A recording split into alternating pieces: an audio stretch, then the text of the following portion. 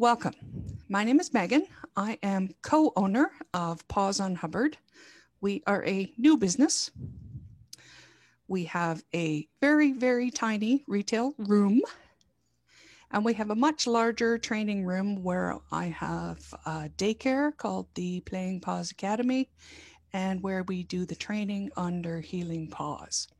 Some folks have known about Healing Paws for a while, but you're not here to listen to me. We are here. We have a wonderful guest. Her name is Jennifer Blackman, a friend of mine from Amherst, Nova Scotia. So fantastic that we can do this electronically. Jen has a daycare and a small retail section like mine, and she does training. But more importantly for tonight, Jen is going to be talking to you about first aid. And Jen is the maritime instructor for Walks and Wags Pet First Aid. So I know you're going to have a fantastic experience here because Jen is fun. So no pressure, Jen. None whatsoever. Thanks, Megan. So I'm going to turn the spotlight onto you. So I hope for everybody watching that makes Jen's screen to be the biggest. That's what I'm seeing. Okay. Well, good evening, everybody. Really great that you could join Megan and I. This is the first time that I've done this kind of presentation online, but that's the sign of our times nowadays, I guess. And so I'm really excited to be able to do this. This is an interesting time of year because some things do come up that may take you by surprise. We're going to talk about some of our winter hazards as well as our holiday hazards. So a little bit about myself. I've been teaching Walks and Wags Pet First Aid for almost 6 years now. And I originally took this course myself when I opened up my business in Amherst because I did want to protect my clients. And then I thought, this is wonderful. This is a fantastic class. I need to be able to teach this. So then I obtained my instructor certification. And I teach around the Maritimes. I teach usually in Halifax a few times a year. And I've been branching out into New Brunswick, as well as I've been teaching in PEI. And so I hope that you'll enjoy this presentation. Feel free to, jump into that chat. Pop questions in whenever they come up. And yes, we'll be taking breaks kind of at the end of each topic so that you can, ask me whatever you'd like. And we'll go from there. So what I'm going to do, I'm going to share my screen. And sharing my screen. This is all a bit of a learning curve for us here. Sharing my screen. All right. So we should be able to see there. Yes. Excellent. So getting into our presentation here, we're going to be talking about winter and holiday hazards. Of course, with everyone, it's going to vary a little bit. For example, you may be, an outdoor hiker and you like to get out in the woods in the winter, or you might be more of like to sit on the couch and watch Netflix in the winter. So some things might be more relevant to those of you than others. What we're going to be doing is we're going to be doing two separate parts. First part, we're going to talk about our cold weather dangers. And this is something, even though, we are technically the Great White North, but being in the Maritimes, we don't think of us as having extreme cold weather. However, there are certainly some dangers to our pets. Some of our pets are more at risk than others. Those of you who have older pets or maybe very young, maybe your pets are short-haired, small breeds are more at risk, or any of your pets, if they're sick or they're injured, they're definitely more at risk to these cold weather dangers. Interestingly enough, when it comes to some of our affected areas, when we're going to talk a little bit about frostbite first. And just be mindful of the areas that are more commonly affected when it comes to frostbite. Any of those peripheral body parts, so the end bits, the tips of the ears, the nose, the paws, anything that's sparsely covered with hair. For frostbite, your cats are more at risk for their ears and their tails and their foot pads. But for our dogs, actually for our male dogs, their scrotum, their teats, You look at this picture of the dog here, and he's pretty bald on, or she's pretty bald on the belly, where cats often have a pretty good cover of fur, so teats, ears, tails, and feet for dogs are more at risk for frostbite. What exactly is frostbite, though? This is the freezing of the tissue. It could be because of long periods of exposure to cold, or maybe a short period of exposure to very extreme cold. And the damage, it can vary from simply affecting the surface of the skin, or deep frostbite, which can cause serious tissue death.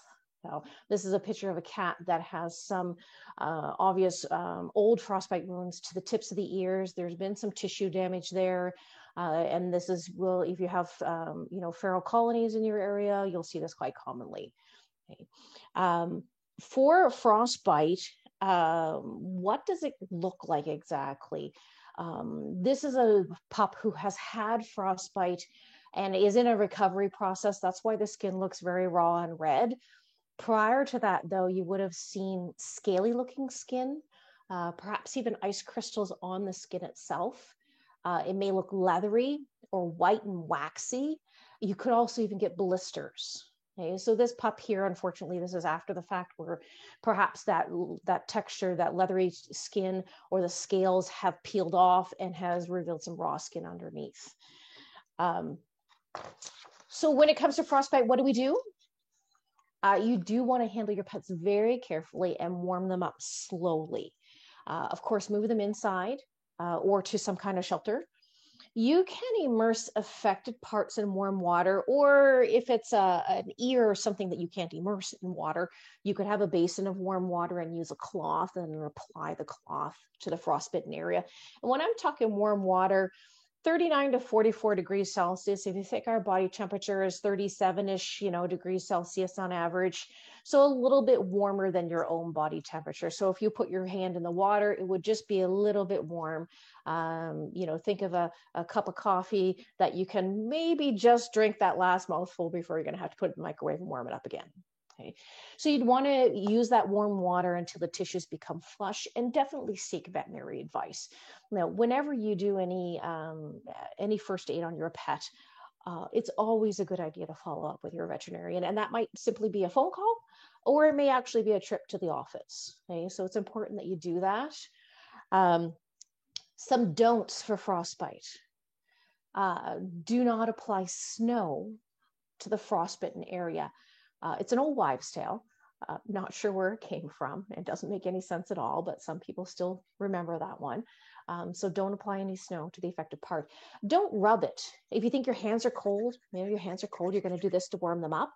And some people will think, okay, perhaps I can just rub the frostbitten area to warm it up, but definitely don't rub the affected part, and don't burst any blisters that you see. Okay, that's super, super important. If you've had frostbite yourself, you know that it's extremely painful. I've had frostbite, and it's an extremely painful process for the warming. Okay, and this is something that, if at all possible, if you have access to veterinary care, perhaps you're at the camp or you're quite a ways away and you don't. But if at all possible, I would recommend taking your animal, to your dog or your cat, to the veterinarian and undertake the thawing process under veterinary care, and probably under a light sedation, because it is extremely painful. So that's something that you do want to keep in mind for frostbite. This is something that I said, if you've had it yourself, you'll understand.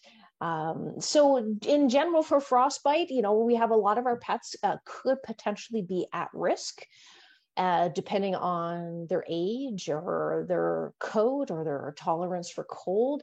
This is definitely something that can happen in our neck of the woods, and it can happen quite easily. What I'd like to do is I'd like to see perhaps if anybody has any questions with respects to frostbite.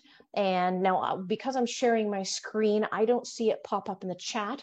So what I'll do is I'll get, perhaps Megan, you can let me know what the questions are. But certainly, yeah, I'd like to hear from anyone if you have any questions on frostbite. And perhaps you might have something that comes up later on that you think of. You can always pop that in the chat as well. Did we have any questions on frostbite there, Megan? We had the emailed questions. Yes. So the email questions, I'm just bringing up my email here. Here we go. So we did have a question, and it came from a lady who, actually, I think there's someone who had said hi to me earlier today. And she does hike regularly with her pug. So her questions actually were more so with respects to hypothermia. So I may actually just put that off just for a moment, because we're going to cover that topic next. And they certainly are related. Hypothermia and frostbite, they are related. Often if you have a pet that has frostbite, yes, you could also be dealing with potentially hypothermia. So maybe we'll put that one on hold just for a moment, Megan, and I'll address it when we get to the next question period. Can I call it the question period? That would be nice, eh? Was there any other questions with respect to frostbite? I'll give folks a minute to type them into the chat. I have no way of knowing if people are actually in the middle of typing, but I don't have any messages yet. Okay. So, well, if it happens to pop up, we can always bring it up at the end of hypothermia. Okay. Well, perhaps then I will carry on. Our other main cold weather danger is hypothermia. And this is the lowering of the core body temperature below 37 degrees. And when we're talking about our pets, we're talking rectal temperature. And this is something that is, again, definitely a risk in our neck of the woods. I have a French bulldog. She's not a winter dog, not in the least. Definitely at risk. She's a small breed. She has short hair, and she would be at risk for something like hypothermia if I wasn't careful. What would I see if my dog was hypothermic, or if you have a cat that perhaps has been out too long or got out of the house when it wasn't supposed to? What would you see for hypothermia? Shivering. That's one of your biggest signs of shivering. Now, keep in mind that when you get into severe onset of hypothermia, the shivering actually stops. Okay, so your big two, shivering and stiff muscles. I had a class in St. John this past year, and there was a lady that she participated in mushing, and mushers are very, very dedicated to their dogs, and this is sport mushing. And there was a young person new to the sport, that decided at the end of a particular run that was going to go inside and, do what he needed to do, get a cup of coffee, get something to eat. And someone had noticed that one of his dogs in the group, who was one of the crew, was shivering and was walking around extremely stiff. So of course they, jumped onto the handler and said, hey, you need to take care of your dogs, because that's extremely important in the mushing community. But those were the primary symptoms. The dog was shivering and it had the stiff muscles. Okay. You're also going to see, obviously, a cold to the touch. If you're able to take, vital signs, you would see a low pulse rate. You would see a low respiratory rate. And from here, the signs are going to even start getting more severe: fixed and dilated pupils, frozen extremities, lethargy leading to eventual unconsciousness. So definitely a progression of severity of the symptoms as the hypothermia progresses. So this is something that is quite concerning, and can happen very, very easily. So what do we do? If you have a pet that is hypothermic, what we're going to do is prevent further heat loss by moving them to shelter. And that might mean into your car, into the house, but getting them into shelter. If they're wet, you want to dry them as best as possible, because of course the moisture, if they're wet, their fur is wet, that's going to be wicking heat away from their body. Okay. You could use warm blankets or towels, throw them in the dryer for a couple of minutes. That would warm them up nicely. Hot water bottles. Of course, in a pinch, you can use your own body heat. If it was an animal that was small enough that you could tuck inside your jacket, you could do that as well. And keep in mind that you want to monitor for frostbite. We did talk about signs of frostbite. In particular, you'd be looking for the look of the skin, maybe that scaling or that leathery, white and waxy appearance to skin areas. Those would be signs of frostbite. We would treat those accordingly. Now, interestingly enough, with hypothermia, now if your pet is conscious, you can actually mix up a bit of warm water and sugar. And if they'll drink it, that will help to stabilize them. Okay, but only if they're conscious, of course. And I would definitely seek veterinary advice. Again, it might be as simple as a phone call, or it might be an actual trip into the office, depending on the severity of the situation.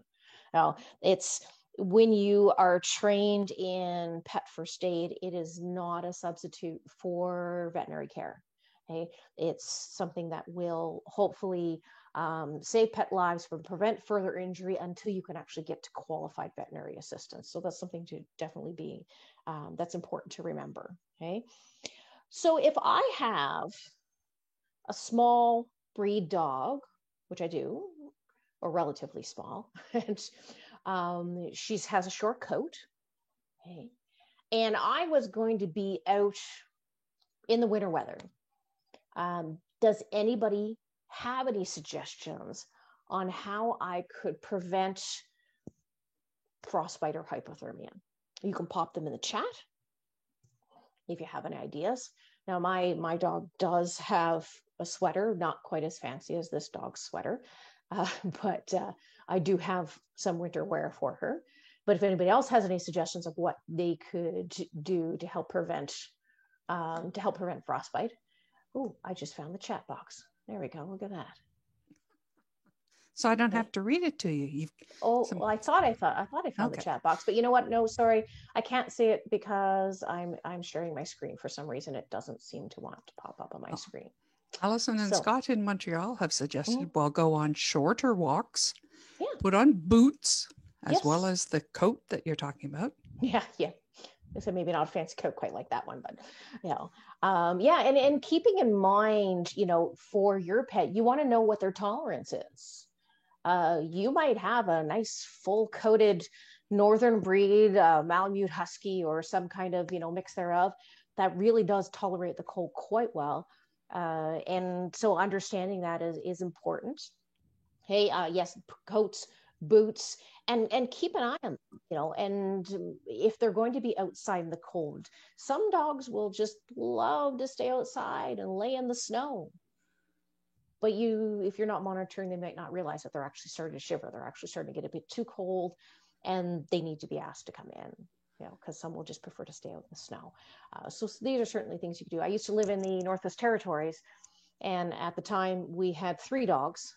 And in the winter, just to go out to do their business, it was coats and boots for everybody. That they needed it because of the extreme cold. Even for that short period of time, they had to be geared up. So these are certainly some things that you can do to prevent frostbite or hypothermia. Okay. Another comment about coats and sweaters. I had a question, actually. Sure. You have a recommendation for the kind of boots? Ones that will hopefully stay on. Well, yes, that is a serious problem, but yeah, it is. It can actually be challenging to find boots. The idea of a boot is that you would like something that would keep the moisture away from the feet.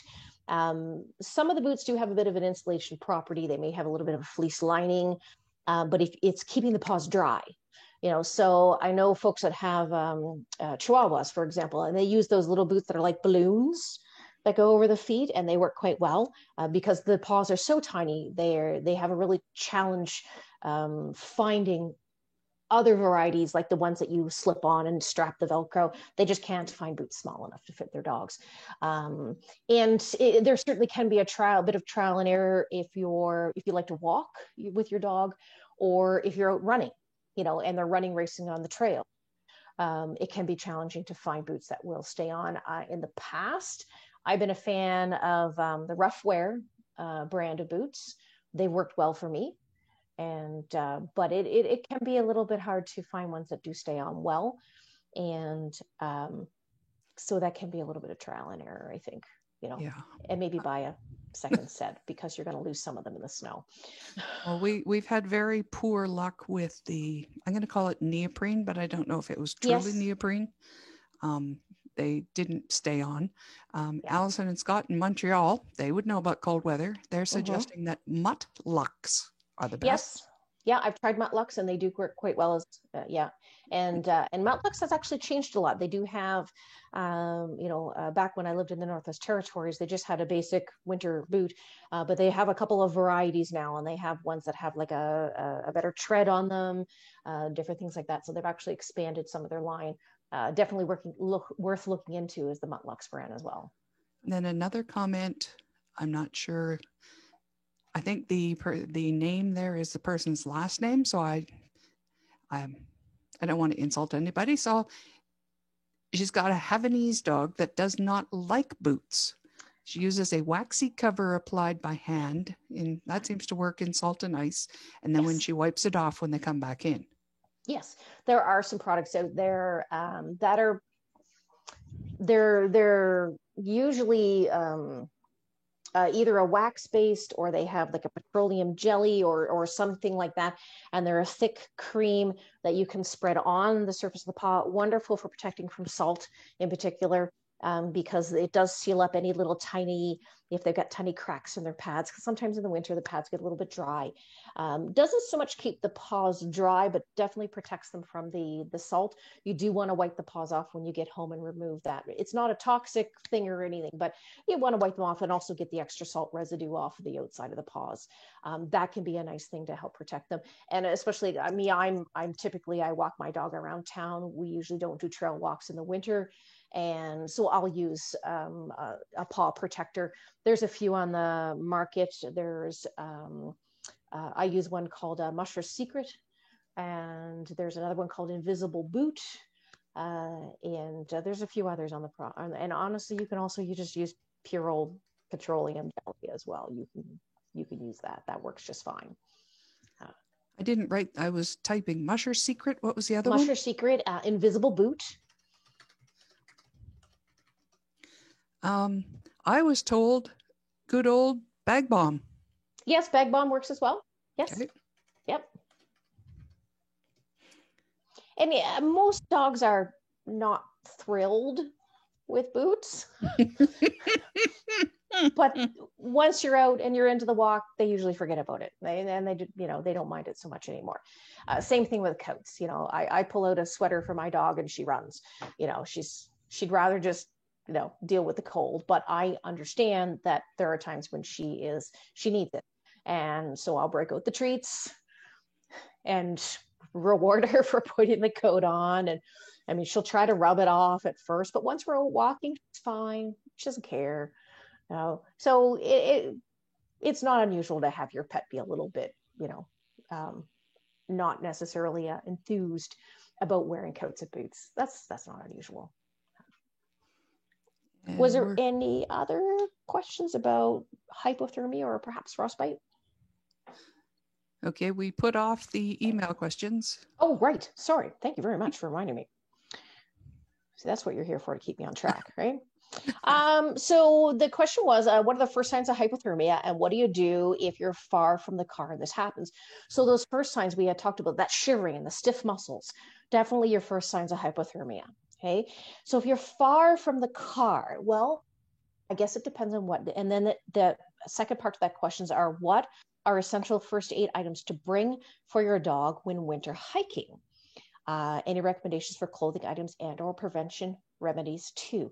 So this is an interesting question, because when you're not near your vehicle or your home or that ready access to all the wonderful supplies that you would have, you do want to think ahead. You do want to plan ahead. So if you're you like to hike in the winter and you're going to be 30 plus minutes or an hour into the woods, perhaps, yes, you want to be ready. What I would do if my pet was hypothermic, if they were small enough, my option would be based on, of course, what I carried with me. If winter hiking, something that you could carry with you are those instant heat packs, the ones that you just kind of give them a little snap and they generate heat, but also your own body heat. Okay, could be used. A nice thing to pack in your first aid kit in the winter are those silver foil emergency blankets. Okay, that would be handy as well.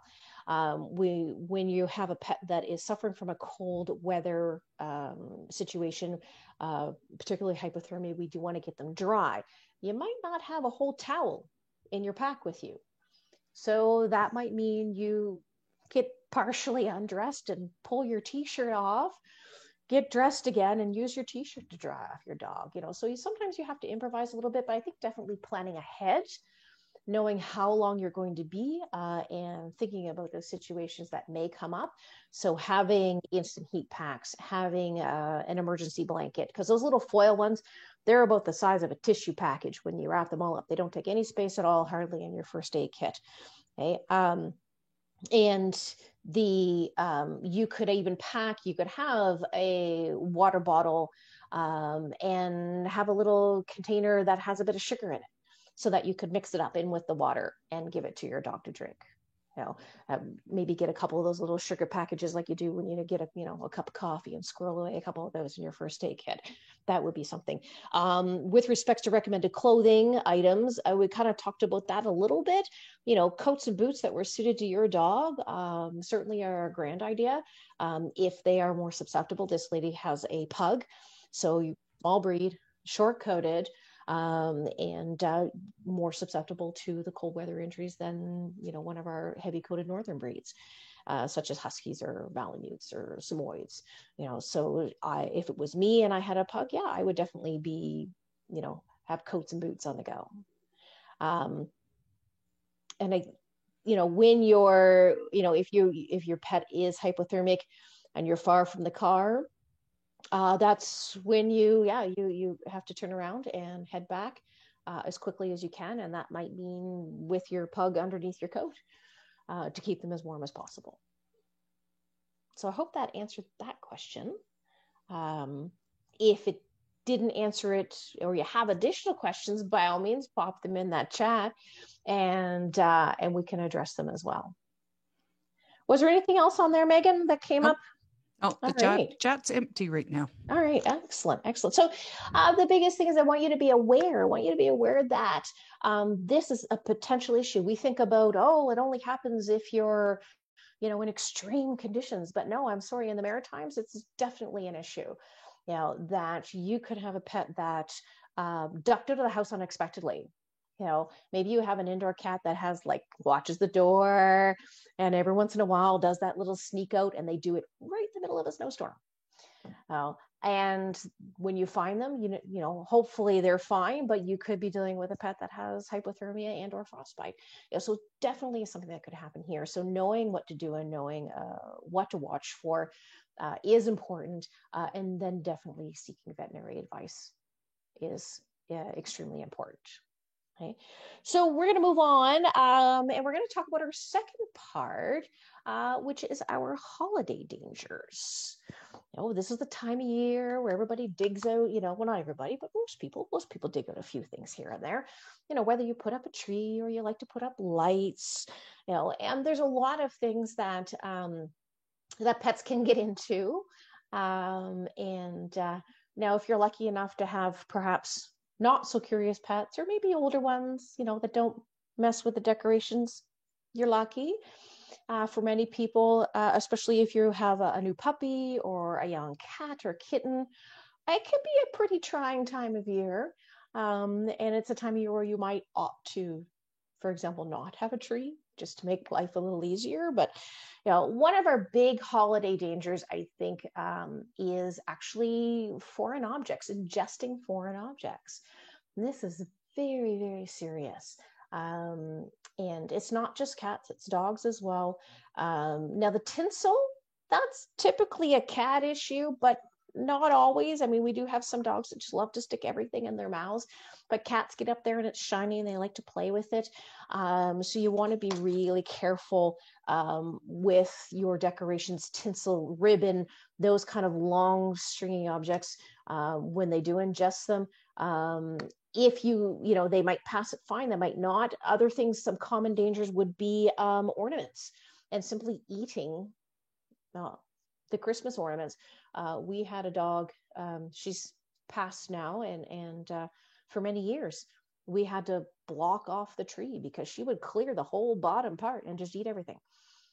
We figured that out the first year.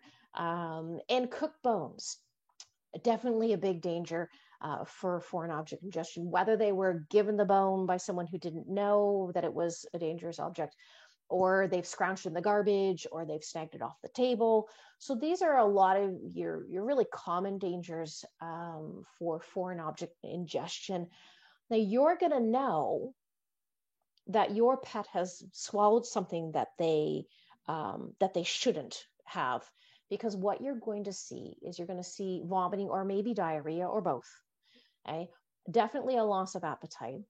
And that's a big warning sign there. When you've got a good eater, like a cat or a dog, that's a real good eater, and then all of a sudden they don't want to eat anymore, that's a big red flag. Okay. Abdominal pain, they're going to be lethargic. And then the actual evidence, destroyed or missing objects that are going to point to, the signs that perhaps they have eaten something. What do we do when this happens? You need to take your pet to the vet. Don't wait it out. Don't say, hey, let's just see, maybe they'll pass it. Don't. Take them to the vet. Okay?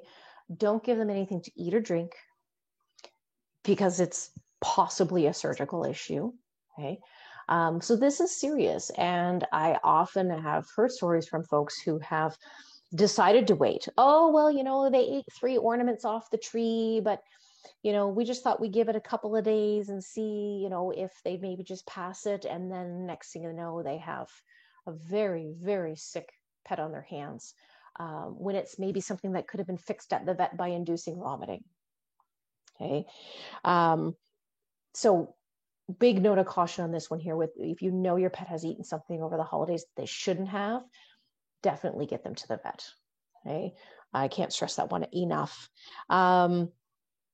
So with respects to foreign objects, does anybody have any suggestions on how you can prevent your pet from getting into those wonderful holiday hazards and ingesting them?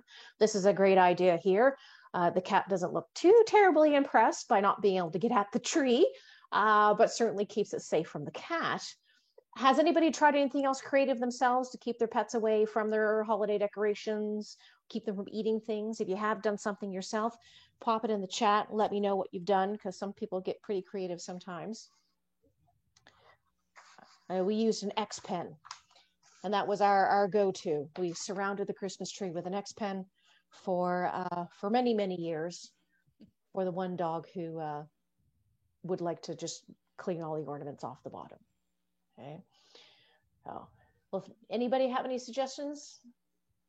Nobody's typing that I can see. All right. Well, here's some things that you want to think about. It comes down to prevention, really, with respects to ingested foreign objects. You will probably need to restrict access to the decorated rooms, the kitchen, when there's, baked goods and turkey carcass on the counter, restricting access to those areas when your pets are unsupervised. If you're in the living room with the Christmas tree, great, the pet can be there with you. But if you're not going to be in the living room, I would restrict access to the room. Definitely. And getting into alternate pet safe decorations. So instead of the glass bulbs, perhaps plastic ones would be better, because they tend not to break or not break as easily. And so these are some things that you can do. It does come down to prevention and being able to supervise your pets.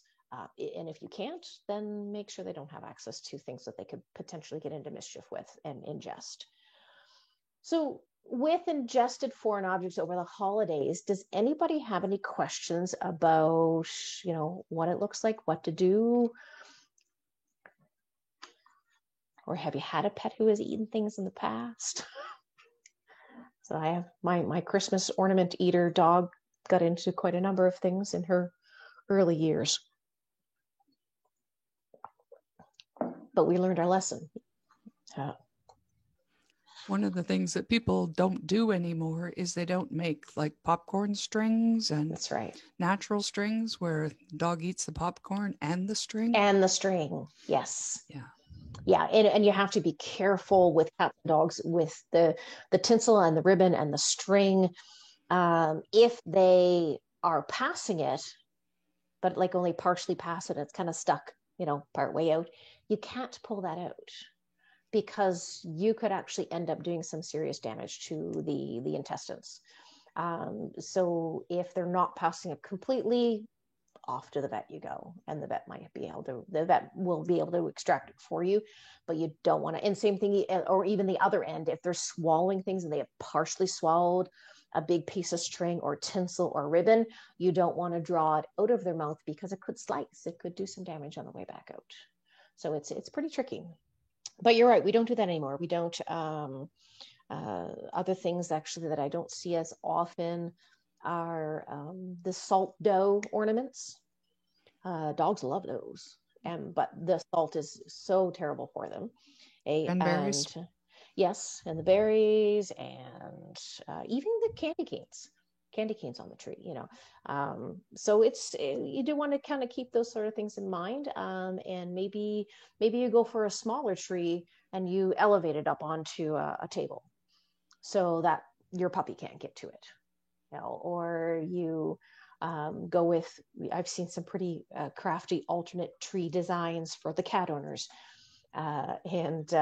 So that's something that you can certainly explore those options, I think. I think I'm going to move on. If there wasn't any other questions about ingesting foreign objects over the holidays, we're going to talk a little bit. Another big holiday danger is actually burns. And one of our big culprits is those liquid potpourri pots. And yes, there's a thermal burn aspect to it because it's hot, but what we're actually more so concerned about is the chemical burn. Okay.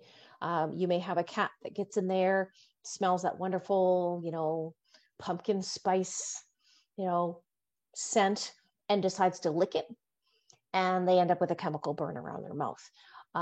If that happens, whether it's chemical or thermal, what we would do is we would flush with water. Now, flushing a cat's mouth with water is a little tricky. So that's where you probably would end up wrapping them up in a towel and using a cloth, and take a cloth in a basin of cool water and then squeeze it over their mouth, being careful, of course, make sure that they can still have breaths in between. Don't tip their head up so that the water is also going down their throat, or they're inhaling it. And seek veterinary advice. Burns, whether they're thermal or chemical burns, are really, really serious. Burns actually are very, very prone to infection. Okay. Other kinds of burns that you might encounter are electrical burns. Okay. Your lights and your cords, we usually have lots of extra stuff. Sorry, that's the doorbell. We usually have lots of extra stuff around decorations that are plugged in, and electrical cords from, you know, one place to another. And those electrical burns are extremely serious. What do we do? You know, you have to turn off the power, or whether you're unplugging, you know, the unit, or you're actually turning the power off at the breaker, depending on, you know, what you have access to. You're going to have to treat your pet for shock, which means keep them warm, keep them quiet, and definitely seek immediate veterinary care. With an electrical burn, you're looking at possible internal damage and cardiac damage. I've heard stories where people will say, oh, you know, their puppy chewed on the Christmas lights, it got a little zap, but you know, and then they laughed about it afterwards. No, it's actually not a laughing matter at all. Okay? Because you can't see that potential damage that has happened on the inside, the internal and the cardiac damage. So if there has been a cat or a dog chewing on your electrical cords or your light strings, you need to get them to the vet and have them checked out. Okay? So it's extremely serious. When it comes to holiday burns, what can we do to prevent things? Well, your potpourri, you could use non-toxic scented candles instead of the open hot wax, you know, melters. And of course, keep them out of reach. Okay. And then again, there's that restricting access, you know, when they're unsupervised. My Christmas tree didn't look quite like this, but there was certainly a gate around it for many, many years. And it's just prevention. That's all that is. Okay. To keep the dogs away from the electrical cords so that they don't chew on them.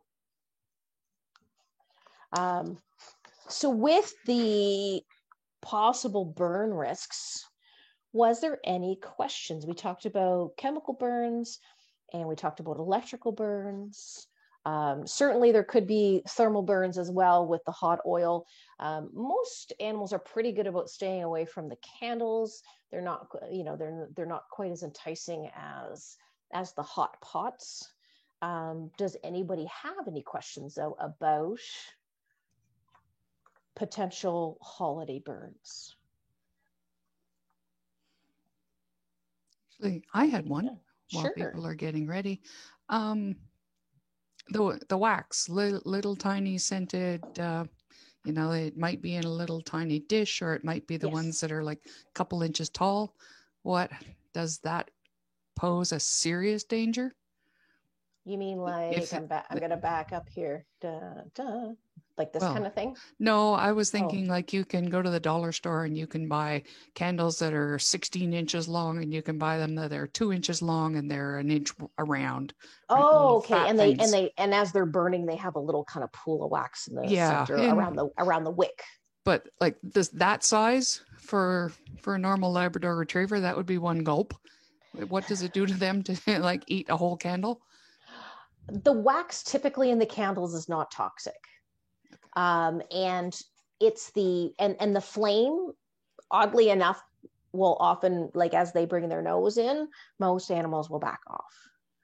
Okay. Though the potpourri ones, though, with those melters where you've got like the dish of the melted wax and the flame underneath to melt it, they go for that melted wax because there's no wick, there's no flame. The heat's actually, maybe it's an electrical burner too. It might be, an electric heat that's melting that wax. Those are the ones that are a big problem. An actual candle, not so much of an issue. If anything, if you have a rambunctious cat, might knock it over and hopefully not start a fire. But they typically don't go burning candles because the flame of the wick, once they get close with their nose, they'll back off. Their noses are pretty sensitive, and they'll feel the heat of that. Because it's not the same as the wax. The wax, yes, is warm, but it doesn't have the same.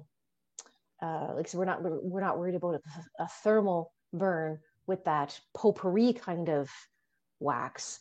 It's the chemical burn. So a candle and a burning wick, sure, it could do a thermal burn, but most pets are going to back away from it. Yeah, and then if they eat the candle when it's not burning well, they'll probably just pass it. Unless they ate it in giant chunks, So if my dog ate a candle, I would go to the vet because I'd be concerned about them having big pieces in there. That's what I would be worried about. And then that's more so ingestion of foreign objects. Either way, it would be a trip to the vet. I've seen cats bat at the flame on a candle. Yeah? Yeah. Brave cats. Idiot cat was my thought.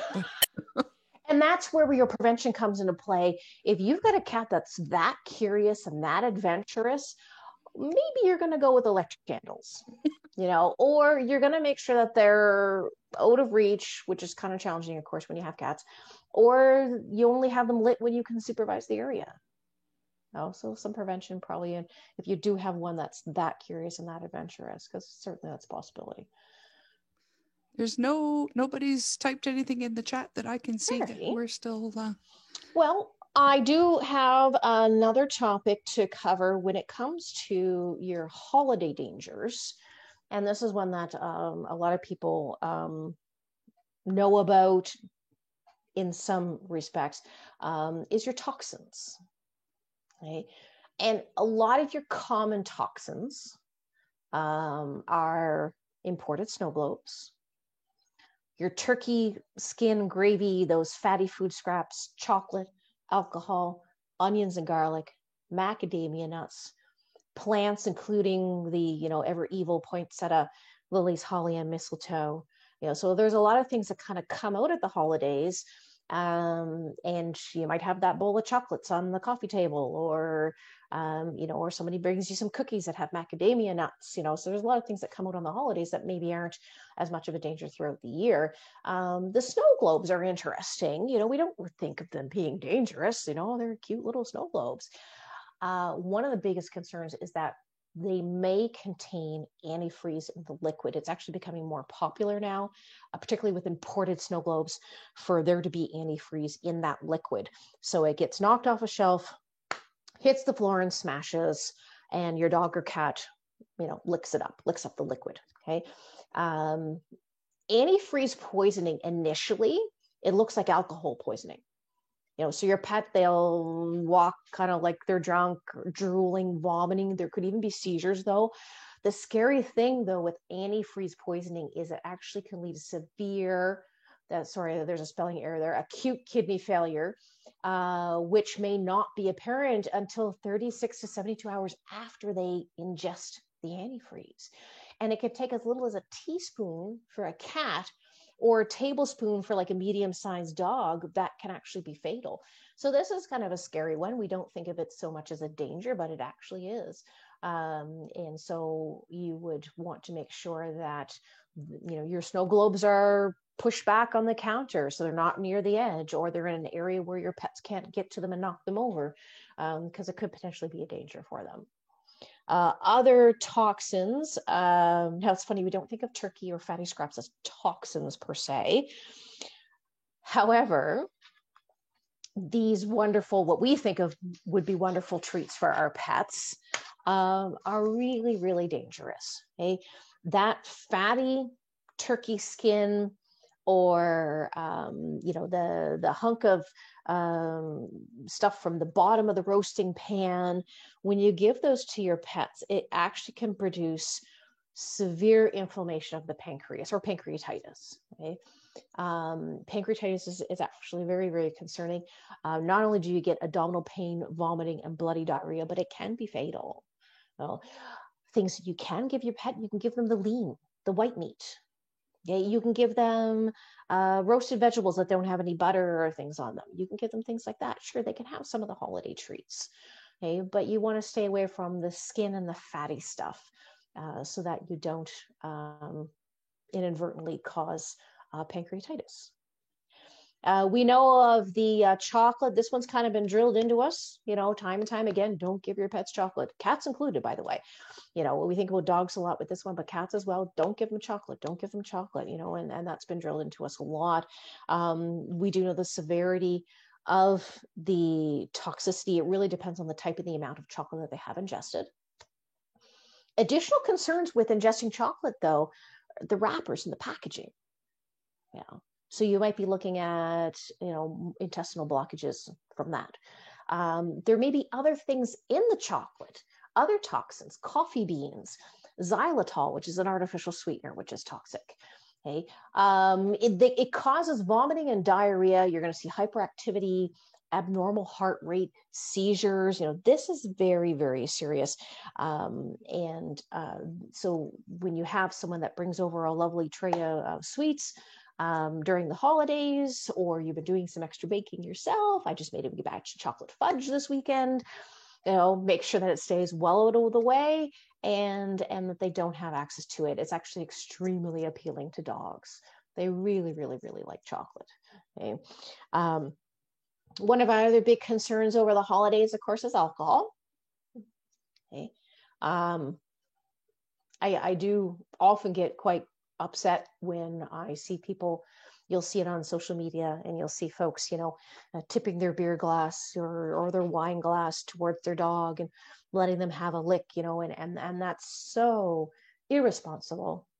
However, it could even be you stepped out of the room for a moment and your glass is on the coffee table, and your pet comes up and knocks it over, whether deliberately or accidentally, and then licks it up off the floor. It could happen that way as well. So it doesn't necessarily have to be a negligent situation. Alcohol causes a really dangerous drop in blood sugar, blood pressure, and body temperature. Okay, you could get into seizures and respiratory failure for severely intoxicated pets. You're also going to see lethargy, incoordination, drooling, vomiting or retching, weakness, collapse, and that decrease in the respiratory rate. So this is very, very concerning. It's not a silly game. It's not something to laugh about, and hopefully folks are responsible enough about it. I'd like to think that we are. But also be mindful when you do leave your glass unattended. Perhaps put it up somewhere away where it can't be knocked over or it can't be accessed. Okay. Some of our other holiday toxins. Switching my page. There we go. Onions and garlic. Now this is an interesting one. Onions and garlic, it also includes the whole family. Onions, garlics, actually leeks, chives, they're all included in that. Okay. They're actually dangerous when they're ingested in large or chronic amounts, meaning they're given regularly.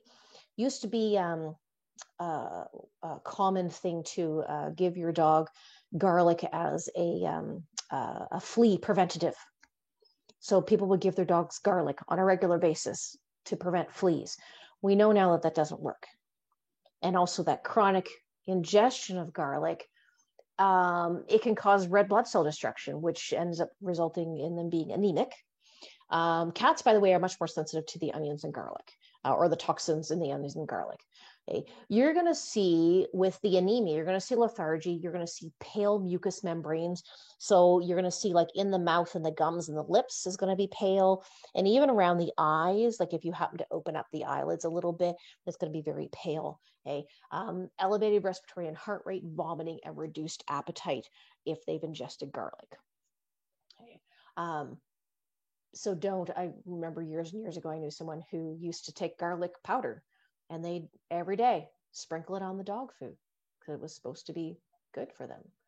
No, that chronic ingestion can cause them to be anemic. What else have we got for toxins here? Macadamia nuts. This is something that crops up around the holidays. Interesting, macadamia nuts, they actually can affect nerve and muscle function. And dogs also can possibly develop pancreatitis because there's a high fat content in the macadamia nuts. Okay. You're going to see, if your pet's ingested macadamia nuts, you're going to see lethargy, increased body temperature, vomiting, tremors, joint stiffness, or that hind end weakness. And this is something that, all of these things that I'm talking about here, when you're seeing these unusual symptoms, sometimes you can put 2 and 2 together and realize there's half a plate of cookies missing. But a lot of the times when you're looking and you see, and if you notice that your pet is lethargic or they've been vomiting or they have diarrhea, regardless of what they've eaten or what's happened, that should be a big red flag for you to say, hey, I need to call the vet. Okay? Because it's not normal. When we get into plants for toxins, like I said, the evil poinsettia. Actually, the poinsettia is not really that bad. It's really hyped. Like if you Google poisonous Christmas plants or poisonous holiday plants, and you'll get flooded with pictures of poinsettias. And they're actually not that bad. They're mildly toxic to dogs and cats. And you might see drooling or lip licking, perhaps vomiting or diarrhea, skin irritation. When you break apart the poinsettia, they have kind of a white milky sap on the inside. That can cause some minor skin irritation or eye irritation, but they're not as bad as what they're hyped up to be. Okay. And it's not going to kill your pet. Okay. It's going to certainly cause some gastrointestinal upset or some minor external irritation, but they're not as bad as what they've been told, what we've, I guess, kind of grown up with. What are dangerous are lilies. Pretty much any kind of lily is dangerous for cats. Highly, highly, highly toxic. Okay. And it's all parts of the plant. The leaves, the stems, the flower, the little things in the middle of the flowers, the whole bit, the petals, all parts of the plants are toxic. And for lilies, that includes any kind of, like, it could be potted flowers, cut flowers in an arrangement, the ones that are out in your garden, all of the lilies, they're all toxic to cats. Now, dogs might get minor digestive, like a gastrointestinal upset. But for cats, what happens is they can go into kidney failure. Okay, so that's really serious. You're going to see also drooling, vomiting, like that severe anorexic loss of weight and lethargy when they get into contact with lilies. Okay. We've got a couple other holiday things that we usually only see around this time of year. The holly plants. You might have a nice arrangement that someone has given you that has some holly plants in it, and now typically it's the cat, because of the cats are the one that usually get into chewing on the plants, but it's not always. It may be dogs as well. Okay. And with holly, again, you can see perhaps severe gastrointestinal upset. So you're vomiting and diarrhea. And because of the nature of the spiny leaves and the actual injury that occurs in the mouth when they chew on those leaves, you may see pets doing a lot of lip licking, drooling, or even shaking their head because of that injury to their mouth from the spiny leaves. I've got one more for you. Again, it's very specific to the holidays, is mistletoe. Okay. So it's toxic to both cats and dogs. Now, some of your signs can actually be relatively mild. Drooling, vomiting, diarrhea, abdominal pain. With mistletoe, if they eat a whole bunch of it, it can be quite serious. You're going to get possibly abnormal heart rate, collapse, low blood pressure, ataxia, which makes them look like they're walking drunk, seizures, and potentially death. So this is something that you want to keep your mistletoe, of course, out of reach. If you get it in a wonderful flower arrangement, and you tend to have a cat that likes to pick and eat those sort of things, you've got to have it out of their reach, or perhaps even pick the toxic pieces out.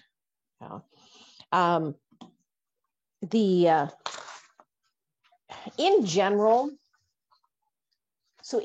you're poisoning. So we talked about a lot of different things there, and a lot of different types of toxins, and chocolate and alcohol and different plants. And in general, though, what you're going to see when your pet has gotten into something toxic and they've ingested something toxic, mild to severe vomiting and or diarrhea, okay? Pain, convulsions or seizures, weakness, drooling, like I'm talking excessive drooling, like almost pouring out of their mouth drooling, okay? Excitability or the opposite, lethargy, and a lack of coordination. So in general, for your toxins, these are the symptoms that you're going to see for any of them. Keep in mind that you're also going to be noticing destruction or noticing something missing. The chocolate chip cookies are all of a sudden disappeared from the counter and your dog looks really guilty. So just being aware of what's actually happened, what's been missing or destroyed, will also help point you in the right direction. And that's also going to be helpful for the vet, because then when you contact your vet and you say, yep, the cookies are all gone, they had chocolate chips and macadamia nuts in them, and the vet will know what to do at that point. Because what do we do when we think that our pet has gotten into something toxic? You want to watch them very, very closely. If you know how to check vital signs, I would encourage you to do that and contact your vet. Call them first, and they may or may not direct you to induce vomiting, but only do that if the vet tells you to do it. Just don't jump right into inducing vomiting. The vet will give you instructions on whether or not to do that. They'll tell you how to do it. And so if you suspect toxins that they've ingested based on destruction or missing items, as well as those signs like vomiting, diarrhea, pain, convulsions, weakness, drooling. So if you suspect something like that, you definitely get in touch with your vet. That's very, very important. So does anybody have any suggestions on, say, for example, in cats and lilies, what would be a good way to prevent poisoning for our cats if there happens to be access to lilies? Anybody have any ideas?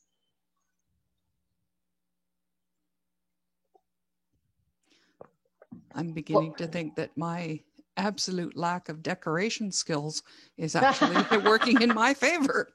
Well, there's something to be said, when you have a puppy or a very curious, energetic cat, for the bit of the minimalist Christmas that year until they get a little bit older, more mature. There's, nothing wrong with that. If someone, for example, gave you a bouquet of flowers, holiday arrangement, and you have a cat, first thing that I would do is I would go through and I would pick out any lilies and discard them. It might make it more of a sparse arrangement, but that's what we do, because cats, even if you're putting it up on a high table, cats can jump, and they can get access to things like that. So that's something that we can certainly do to prevent, for example, poisoning from lilies. The other prevention, again, it keeps, the bottom one on the list there, and I've said this with all of the other ones, restricting access when they're unsupervised. Now, so if you have fresh baking that's out on the counter in the kitchen that has perhaps chocolate or macadamia nuts in them, or you've set your glass of wine on the coffee table, or you happen to have someone gave you a wonderful box of chocolates and you've put that out on the coffee table, you can't leave your pets unsupervised around that. You really can't, because it is a temptation for some of them, and or accidents happen and the glass of wine gets spilled on the floor and then they lick it up. So not really that they're actively seeking out your glass of wine, but so sometimes accidents happen. Knowing what dangers are present and keeping your pets away from them, and then the fatty food scraps, just as much as we think they would just absolutely love that, just stay away from it. Give them a nice lean piece of white meat instead, and they'll be happy as a clam and won't get pancreatitis. So that's quite a few of our different kinds of toxins. Does anybody have any questions about maybe something that I haven't mentioned as a holiday toxin? I tried to cover kind of the big ones. Was anybody wondering if something is toxic? While we're waiting, and folks, please go use the chat box and fire your questions down there. Something that triggered, you mentioned coffee beans. That's a new one for me. It's the caffeine. Yeah, it's the caffeine in the beans. That's toxic for dogs. So we want to stay away from the caffeine related products. No, I've always guarded my coffee with my life because it's kind of my lifeblood, but it never occurred to me that there might be, a reason for doing this for, health reasons other than selfishness. Okay. I remember visiting a friend, this is many years back, and she had a cat, and the cat would often jump up on the table. And she would constantly go for coffee cups because, if you had milk or cream in your coffee, she was going for the coffee cups because she was attracted by the milk and the cream, but she's still also getting access to the caffeine, which is not good. Hey, we got a question in here from Judy. Sure. It's about real Christmas trees. Is the trees poisonous to dogs, the real ones? The pine needles can actually create some minor digestive upset or some irritation in the stomach because of the nature of the prickly needles, and pine sap or the pine oils, because you get the oils in your tree stand. If you look at it a few days after you've had the tree in there, you actually see a sheen of oil on that water, and it's pine oil. Okay. So whether it's the pine oil from the water in that reservoir in your tree stand or sap, you want to make sure they don't get access to that. If your cat has been in the tree and it's got sticky sap on them, you can clean it off. Actually, if you take a bit of butter, that will get the sap off. So something like butter or oil will get the sticky sap off, because you don't want them cleaning themselves and then ingesting that sap, because yes, you're going to get some gastrointestinal upset potentially. And the pine needles, some minor gastrointestinal upset if they're eating the pine needles, or simply irritation to the digestive tract based on the prickliness of it. So I'd say yes, minorly toxic. So if you do have a cat that likes to kind of chow down on the branches, you might be opting for an artificial tree instead. And definitely that reservoir of water, that can be a big attraction because it's just like a bowl full of water for your cats and dogs. So maybe you tie your tree skirt up nice and tight around it so that they can't get into the water reservoir.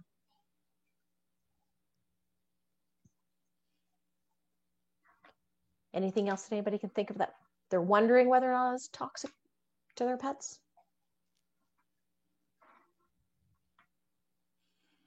You've spoken a lot about high fat content food. I'm thinking Well, in that case, eggnog is probably not a great thing for your pets either. No, no, not a good thing. Not only the high fat content, but there's also a high sugar content, which is generally not good for them. If you really want to go eggnog, you can, if you go to your local pet stores, sometimes you can find products that are, I know Honest Kitchen, it's a company out of the US, and they make dog food, but they also make out of dehydrated goat's milk. So you take a scoop of it and you basically mix it with warm water, and they put a little bit of spices in it, but nothing that's going to be, adverse to your dog. And you can make, eggnog.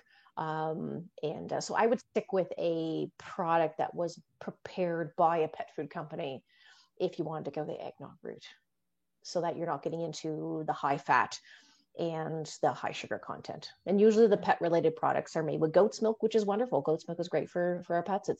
It's a great probiotic, and it's really an easily digestible protein. Oh, we'll give folks a minute or two to keep on typing here. Right now, there's nothing in the chat box. Well, we can do one final question at the end there if you'd like. I can. Okay. All right. Well, what I'd like to, I've talked about a lot of different things here, and this is really just a very, very small part of what you learn when you take Walks and Wags Pet First Aid class. We do have a class scheduled for Fredericton coming up in June. It's over 2 days. It's a Saturday and Sunday. It's 10 hours in total. That's why we split it up over the 2 days. It just makes it a little bit easier for everybody. And fingers crossed, we'll be somewhat back to normal in June, but do keep in mind that all my classes, we do social distance in classes. That's why there's limited spaces available. There is a registration deadline for this, May 1st. So a month beforehand, because we do need to make sure that we have enough people registered in order to go ahead with the class. And it's a fantastic program. So not only do you learn about toxins and cold injuries, but you would learn about hot. Then we also get into the heat stroke and the hot weather injuries. And there would be bandaging and bleeding wounds and CPR and all kinds of other information as well that we would cover in the 10-hour course. You can register online for the Fredericton class. That's my website, wagcanine.ca. And if you go to the website and you just go to the page for Walks and Wags Pet First Aid, you can find the link for the registration form. It's a fantastic program. And I really, I'm so happy to be able to teach it in the Maritimes, because I think it's an extremely valuable skill to be able to have. You come away from the course feeling confident that you could handle any kind of emergency that comes up. And that's the bottom line, is in being prepared and being able to have that confidence. So that's going to be coming up in Fredericton at Paws on Hubbard, June 5th and 6th. And if you have more, if you want more information about that, certainly you can reach out to me. Maybe we'll do just a little final question there. Does anybody have any last questions in general or related to the topics? I mean, that we've been talking about today, our holiday and cold weather dangers.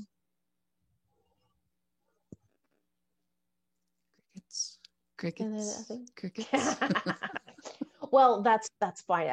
I take that to mean that hopefully I've already answered anything that may have popped into your head already.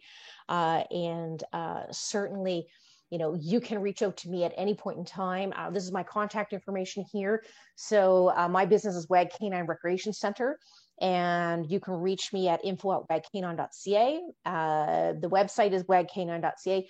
Also, to the Walks and Wags website, if you go to walksandwags.com, you can actually see the course description on there as well. And if you're not interested in an in-person class, there is also distance education. So you could take a class online, and that's an option that's available. Or you can reach out old-fashioned telephone and give me a call. And I certainly would like to give a big thanks to Megan from Paws on Hubbard for putting this all together and giving us opportunity for everyone to learn a little bit, and perhaps pique your interest in some other topics coming up, because I thought I heard a rumor that she might have other speakers in the future, but we shall see. So big thanks, Megan. I really appreciate you putting this together. And it's been wonderful having a chance to talk and share with everybody. And I think we're actually a little over time here by the looks of it. Ooh, look at the time. Look at that. There we go.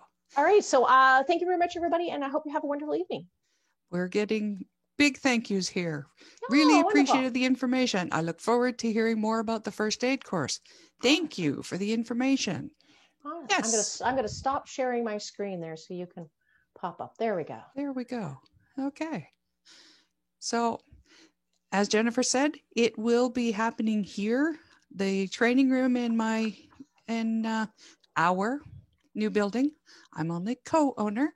The training room here is huge. It's 28 by 40. We'll be able to social distance till the cows come home. Not a problem. And like I say, the course is excellent. I took it a year and a half ago, and I had a lot of fun, and I learned a lot, and my dogs were amazing demonstration dogs. And it was really a good time. And that's why I've been keeping tabs on Jennifer, because she's a really good instructor and she answers all your questions, and you enjoy yourself for 2 whole days. So love to see you all there. Anyways, I'm just filling in space. If anybody has any more questions they'd like to pop in the chat there. I'm seeing several thank yous rolling across there, Jen. Yes, that's wonderful. Thank you. I quite enjoyed this, and I didn't think, well, obviously I can talk, and that's part of what I do, but I do quite enjoy the teaching part of it. So this has been a fun experience for me, doing something virtually instead of in person. And so I do look forward to coming back to Fredericton again and seeing your new place. Really looking forward. Yes, I'm really looking forward to it too. I don't see any more. I think there's a couple more thank yous have rolled in, but I don't see any more questions, Jen. All right. I think we might say thank you, everyone, for coming. I really appreciate everyone who pre-registered, because I was very, very worried about whether or not this was going to work. And we got fantastic, I think I had 17 names of people who registered, which was really heartening. I'd like to thank Alan, my technical half of my household, because without him, this whole Zoom call would not be happening. So thank you, Alan. And thank you all for participating. I really, really appreciate your interest. And if you have other subjects that you'd like to see in a Zoom call, then let me know, because it would be kind of fun to put it on now that I actually know how to do it. So thank you, Jen. Thank you, Alan. You're welcome. Thank you, everyone. Have a good evening. Bye.